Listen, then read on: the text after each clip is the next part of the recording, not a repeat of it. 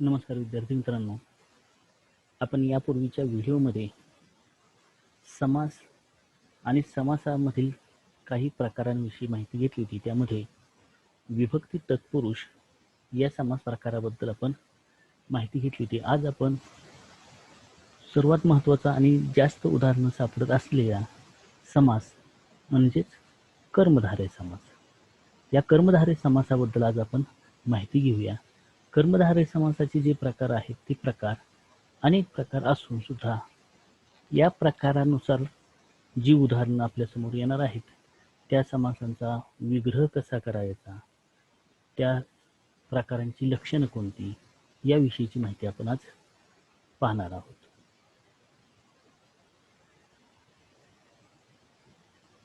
बघा, हा तिसरा प्रकार म्हणजे कर्मधारय समास.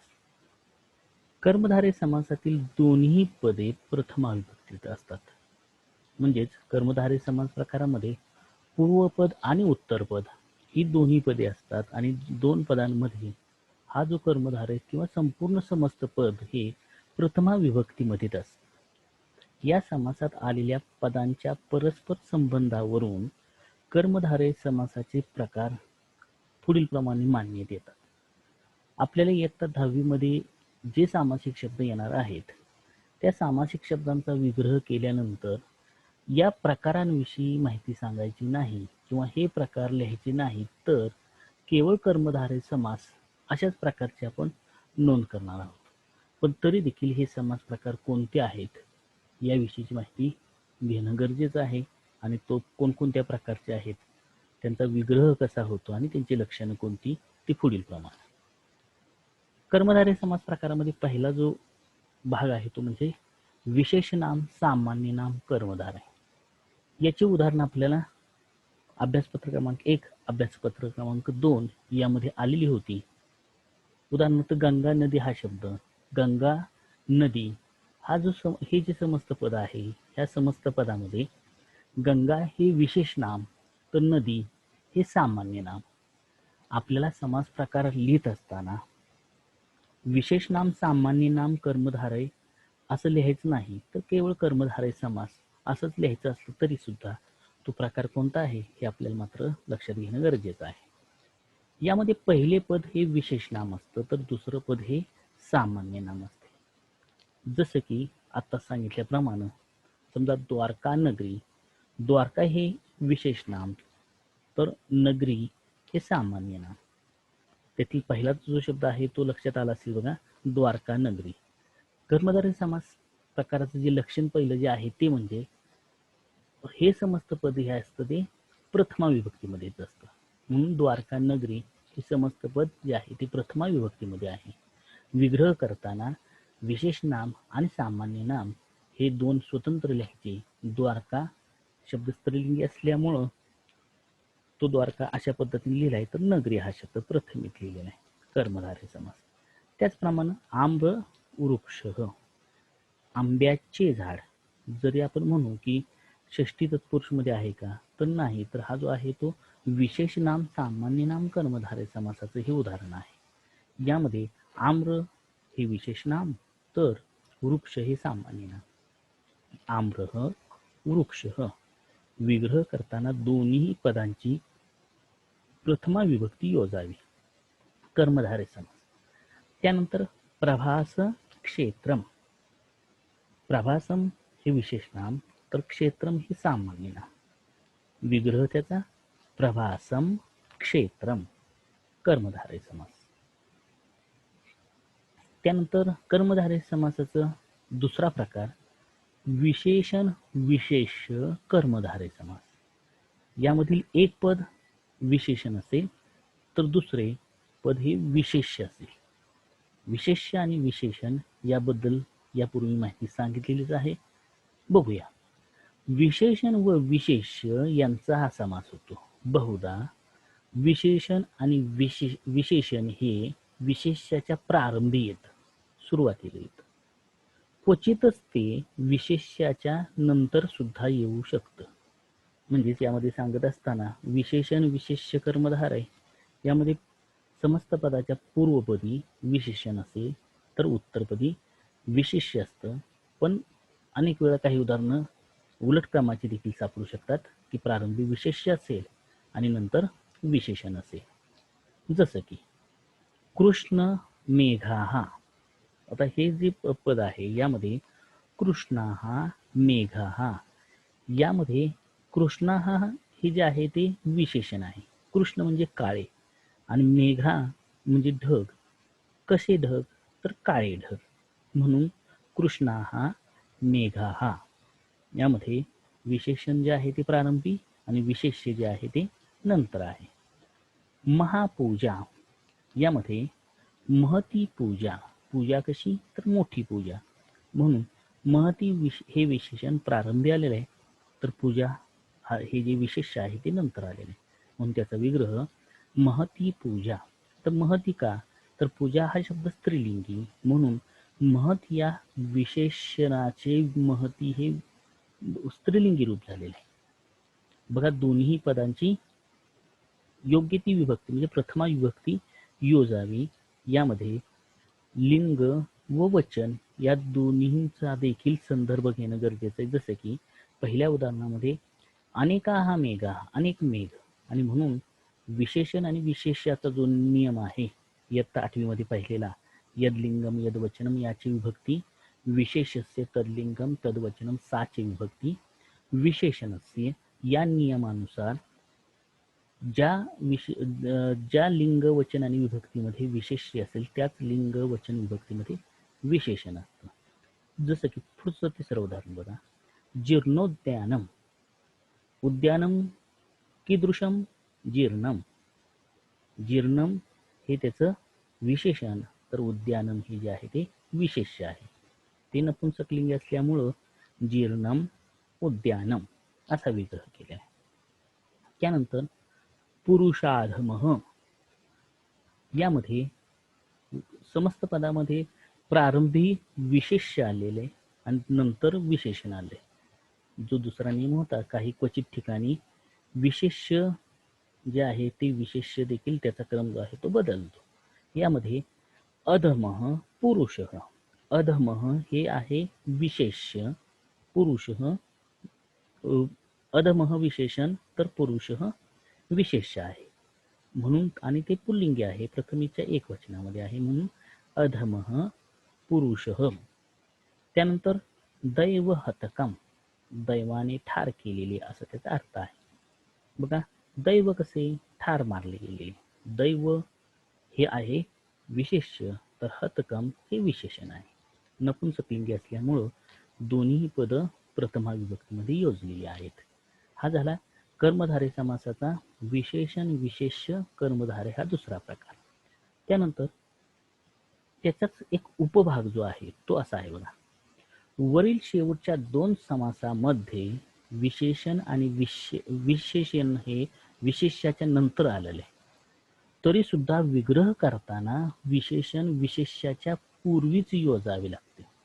बघा, पाठीमागच्या उदाहरणामध्ये आपण बघितलं की पुरुषाधमः दैवहतकम आधी विशेष्य आलेले आणि नंतर विशेषण आलेले. दैवहतकम यामध्ये सुद्धा आधी विशेष्य आलेले आणि नंतर विशेषण आलेले. परंतु विग्रह करत असताना मात्र त्याच क्रमानं म्हणजे आधी विशेषण घ्यावं आणि नंतर विशेष्य योजावं.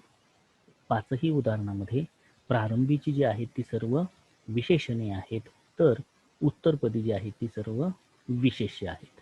आणि म्हणून पहिलं जे वाक्य तर इथं सांगितलेलं आहे की शेवटच्या दोन उदाहरणांमध्ये जरी समस्त पदामध्ये विशेष्य आधी आले असेल तर देखील विग्रह करताना विशेषण हे विशेष्याच्या पूर्वीच योजावे. आता त्यातीलच एक उपभाग, विशेषण व विशेष्याच्या वरील कर्मधारय समासामध्ये काही वेळा उत्तरपद हे अनंतरम असे असते. बघा, याच प्रकारामध्ये काही वेळेला उत्तरपदाच्या ठिकाणी अनंतरम, जसं आपण भाषांतरम यामध्ये भाषा अंतरम, अन्य भाषा आपण असं म्हणतो. यामध्ये अंतरम हे जे पद उत्तरपदी आलं तर समासाचा विग्रह करताना विशेष्यापूर्वी अन्य शब्दाचे रूप योजावे. मग हे रूप योजत असताना पुढील जो शब्द आहे तो पुल्लिंगी, स्त्रीलिंगी की नपुंसकलिंगी आहे, त्याप्रमाणे अन्य हे विशेषणाचं योग्य ते रूप वापरावं. परंतु या समासाचं महत्वाचं लक्षण कोणतं, तर हा समास नपुंसकलिंगीच असतो. या प्रकाराला कर्मधारय नित्य समास असं म्हटलं जातं. बघा, हा जो समास, याचं उदाहरण पाठ्यपुस्तकामध्ये 2 आलेले आहेत, आणि म्हणून हा जो समास आहे तो कर्मधारय नित्य समास असं या समास प्रकाराला म्हटलं जातं. जसं की आपण उदाहरण बघूया. तिन्ही शब्द जर बघितले तर तिन्ही शब्द हे नपुंसकलिंगी आहेत. वर सांगितल्याप्रमाणे हा समास नेहमी नपुंसकलिंगीच असतो. ग्रामांतरम, भाषांतरम, दिगंतराणी, दिग म्हणजे दिशा, अंतर दुसरी दिशा, अशा अर्थानं. आता विग्रह करत असताना लक्षात येईल तुमच्या की अन्य या शब्दाची तिन्ही उदाहरणांमध्ये वेगवेगळी रूपं वापरलीत. जसं की अन्य पुल्लिंगी वापरलंय, तर दुसऱ्या उदाहरणामध्ये अन्य हे स्त्रीलिंगी रूप वापरलं, तर अन्य हा हे प्रथमेचं बहुवचन वापरलेलं आहे. कारण की ते विशेषण आहे. कशाप्रमाणे? विशेष्याप्रमाणे. कारण की ग्राम एक वचनामध्ये आहे पुल्लिंगी म्हणून अन्य, भाषा शब्द स्त्रीलिंगी म्हणून अन्य, दिश बहुवचनामध्ये म्हणून अन्य. हा विग्रह त्याचा कसा झाला बघा, अन्य ग्राम. बघा, अन्य ग्राम. भाषांतरम, अन्य भाषा, दुसरी भाषा. ही तिन्ही जी उदाहरणं आहेत, ही तिन्ही उदाहरणं कर्मधारय समास प्रकाराचीच आहेत. त्यानंतर त्यातला तिसरा महत्वाचा प्रकार, हा दिसताना थोडासा इतर द्वंद्व समासासारखा दिसेल, परंतु तो द्वंद्व समासाचं उदाहरण नाही. कारण की त्याचा जो लक्षण आहे ते बघा, विशेषण यो उभयपद कर्मधारय समास. विशेषण उभयपद. आता विशेषण उभयपद असा तो शब्द होता. दोन्ही पद, पूर्वपद आणि उत्तरपद ही विशेषणे असतात. खाली दिले बघा, या प्रकारामध्ये पहिले पद व दुसरे पद ही दोन्ही पदे विशेषणेच असतात. आणि मग विग्रह करताना अदस किंवा अदस हे सर्वनाम किंवा तत् हे सर्वनाम त्याचं रूप योजावं लागतं. एक उदाहरण बघा, धीरोदात्त. यामध्ये धीर आणि उदात्त हे पुरुष हे जे विशेष्य आहे त्याची ही दोन्ही विशेषण आहेत. पुरुष कसा? धीर, धैर्यशाली. उदात्त वृत्तीचा, ही दोन्ही पुरुषाची विशेषण आहेत. पण विग्रह करताना कसं आहे बघा, ही दोन्ही पद एकसारखीच आल्यामुळं तिथं च हे अव्यय वापरलेलं आहे. बघा, धीर च, उदात्त च असव. मग तिथं अदस या सर्वनामाचं प्रथमेचं द्विवचन वापरलेले असव. बघा, धीर च, उदात्त च, कर्मधारय समास. शुक्ल कृष्णा मेघा. काळे पांढरी ढग. पण बघा, आकाशामध्ये काही काळे पांढरे ढग दिसून येत आहेत. मग ही दोन्हीही आहेत ती मेघ किंवा त्या ढगाची विशेषण आहेत. म्हणून शुक्ला च अमी, कृष्णा च, यामध्ये अदस या सर्वनामाचं प्रथमेचं बहुवचन वापरलंय अमी.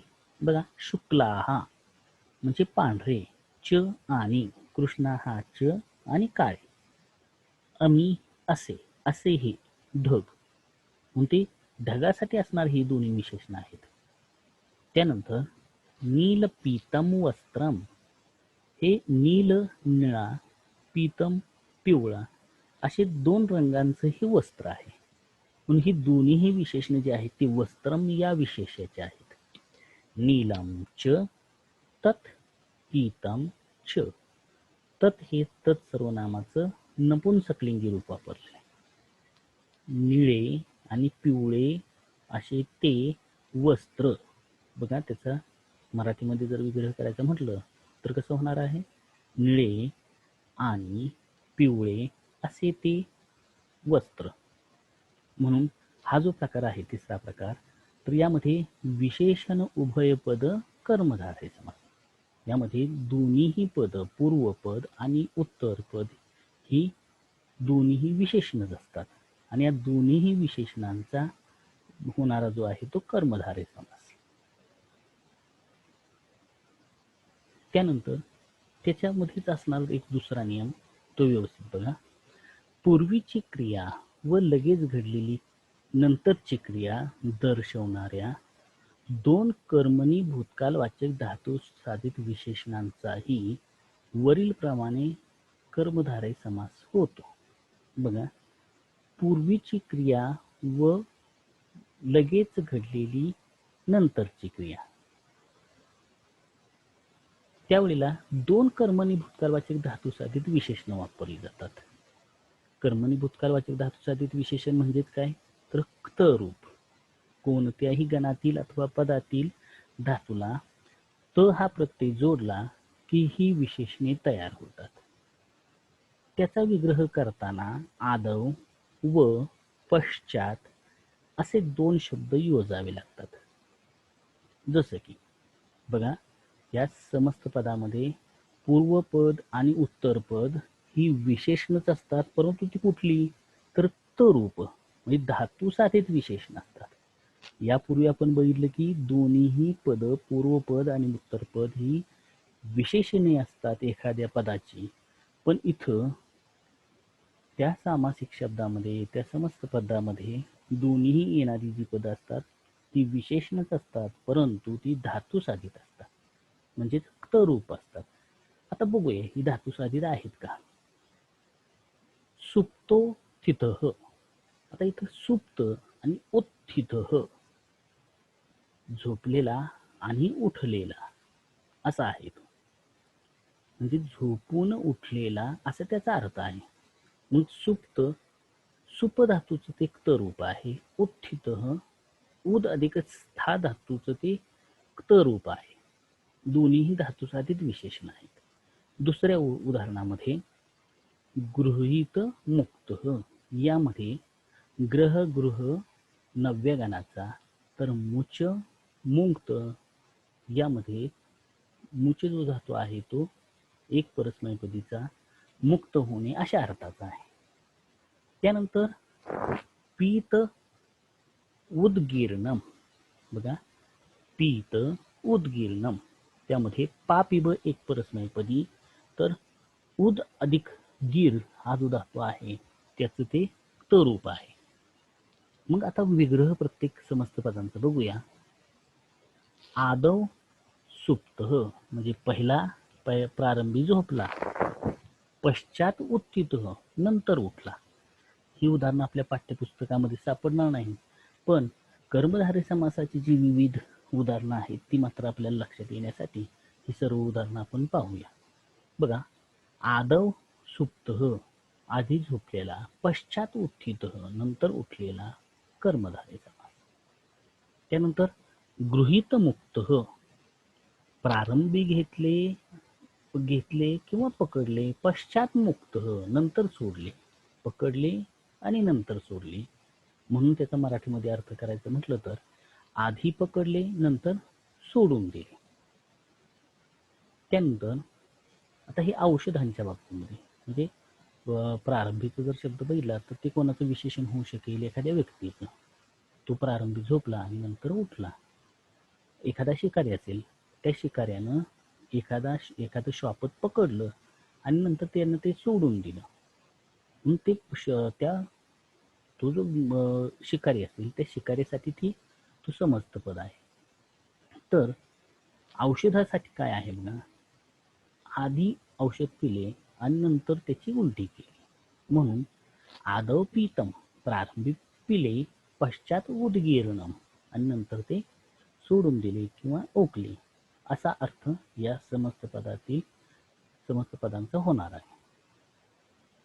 त्यानंतर हा प्रकार आपल्याला फार येतो. अनेक उदाहरणे याची आपल्याला सापडतात. उपमान उपमेय संबंध कर्मधारय समास.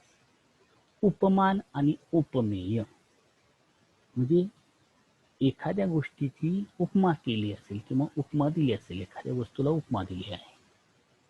यामध्ये सूर्यकमलम समजा असा शब्द असेल, यामध्ये उपमान कोण आणि उपमेय कोणतं, तर प्रारंभीचं सूर्य हे उपमान, तर त्या शब्दासाठी ज्या शब्दानं उपमा दाखवली ते उपमेय, आणि मग यांचा संबंध असलेले हे कर्मधारय समास असतात.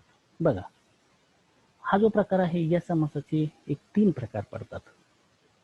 या प्रकारामध्ये पहिला प्रकार बघा, या प्रकारात पहिले पद हे उपमानवाचक असते, तर दुसरे पद हे साधर्म्यवाचक असते.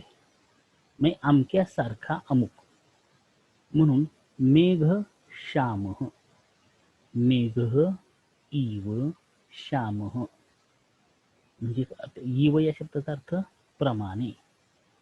मेघ कसा, तर श्याम प्रमाणे, काळा मेघ. त्यानंतर फेन धवलः, फेन फेस, धवलः शुभ्र.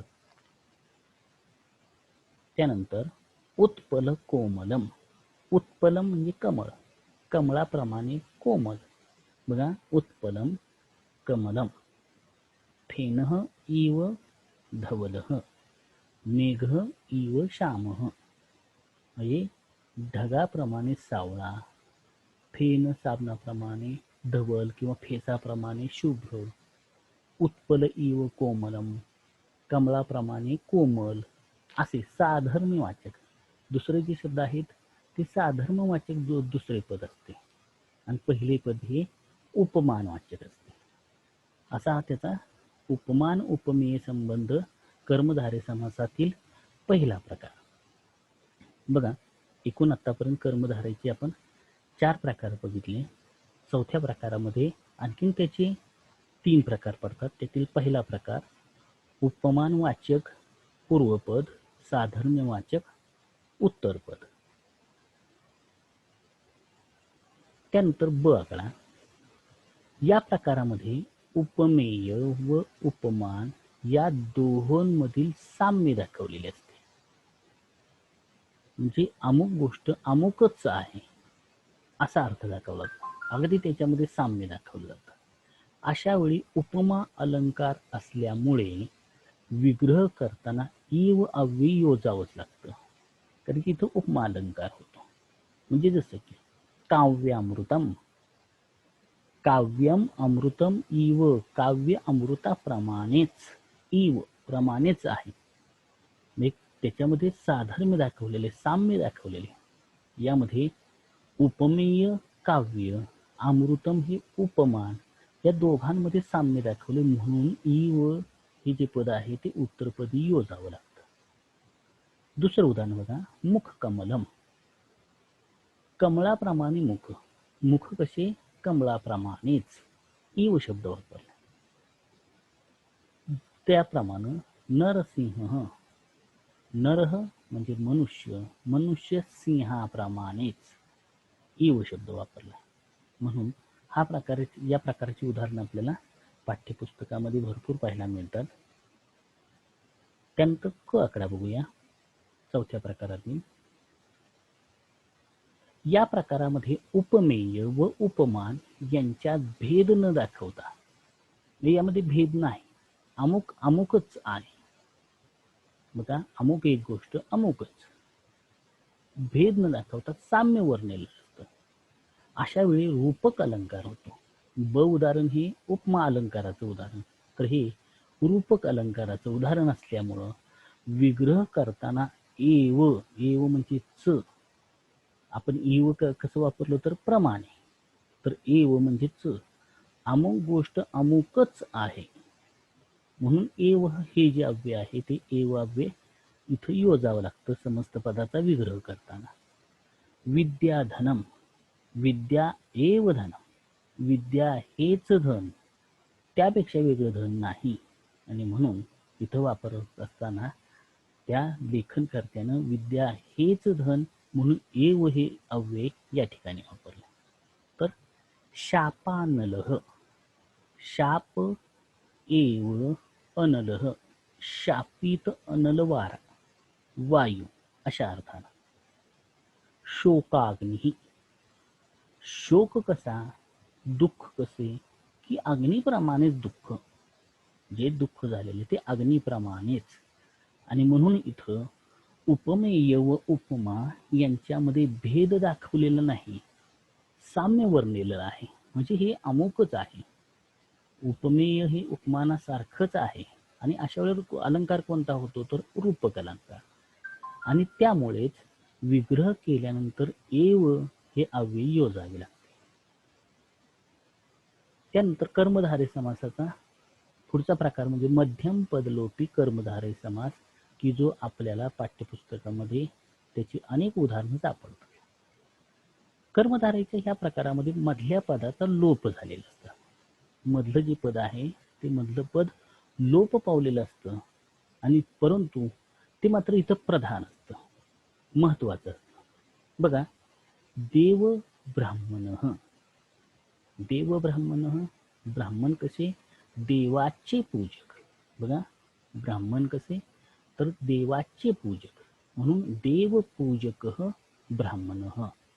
मध्यम पदलोपी कर्मधारय समास, मधल्या पदाचा लोप झालेला आहे म्हणून या कर्मधारय समासाच्या प्रकाराला काय म्हटलं जातं तर मध्यम पदलोपी कर्मधारय समास. दुसऱ्या उदाहरणामध्ये तरुहू म्हणजे वृक्ष कसा तर छाया प्रदान. छाया म्हणजे सावली, मुख्य सावली देणारा, छान सावली देणारा, प्रधानानं प्राधान्यक्रमानं सावली देणारा वृक्ष, म्हणून छाया प्रधान तरुहू. त्याचप्रमाणे दुसरं उदाहरण आहे द्रुमः म्हणजे देखील वृक्ष. कल्पप्रद द्रुमः, कल्पना केल्याबरोबर फलद्रूप होणारा द्रुम म्हणजे वृक्ष. कल्पना मनामध्ये कल्पना आणल्याबरोबर त्याची फलश्रुती देणारा वृक्ष म्हणून कल्पद्रुम असं योजलेलं आहे. म्हणून हा जो आहे तो देखील मध्यम पदलोपी कर्मधारय समासाचं उदाहरण आहे. त्यानंतर प्रादि कर्मधारय समास. यामध्ये प्रादि हा शब्द लक्षात घ्या, इयत्ता 8वी मध्ये आपण बघितलं की प्रादि या शब्दाचं कोणासाठी म्हटलं जातं तर उपसर्गांना म्हटलं जातं. कारण 22 उपसर्ग आहेत आणि या 22 ही उपसर्गांची सुरुवात प्र या उपसर्गाने झाली.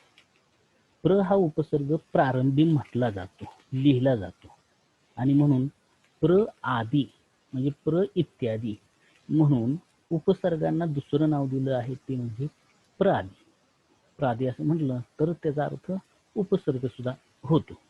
म्हणून असा प्रादी कर्मधारय समास, त्याचं आता लक्षण बघूया. कर्मधारयच्या ह्या प्रकारामध्ये पहिले पद हे उपसर्ग असून ते विशेषणाचे कार्य करतं. म्हणजे ते जे उपसर्ग असेल तो उपसर्ग म्हणजेच कर्म काय असणार आहे विशेषण असणार आहे. विग्रह करताना उपसर्गाच्या जागी अर्थाला अनुसरून दुसरे पद योजावे लागते. बघा, त्या उपसर्गाला अनुषंगून दुसऱ्याच पदाची तिथं नियोजन करावं लागतं. यामध्ये जसं की या तिन्ही समस्त पदांमध्ये प्र, वि आणि सु हे उपसर्ग आले. स्वागतम यामध्ये संधी कसा आहे सु अधिक आगतम. बघा, सु अधिक आगतम यामध्ये उ किंवा उ या स्वरापुढे विजातीय स्वर आला असता त्याचा अवयव होतो. त्या नियमानुसार स्वागतम हा शब्द इथे योजलेला आहे. बघा, सु अधिक आगतम. काही लोक सुस्वागतम असं म्हणतात, त्यावेळेला सु हे जे उपसर्ग आहेत हे दोनदा योजले जातात. सु अधिक आगतम, आणि दुसरा जो सु आहे त्यामध्ये पुढचा येणारा आ यांचा व जो होतो आणि पुढील आ त्याच्यामध्ये मिसळतो म्हणून ते वा झालेले आहे, म्हणून तो सुस्वागतम.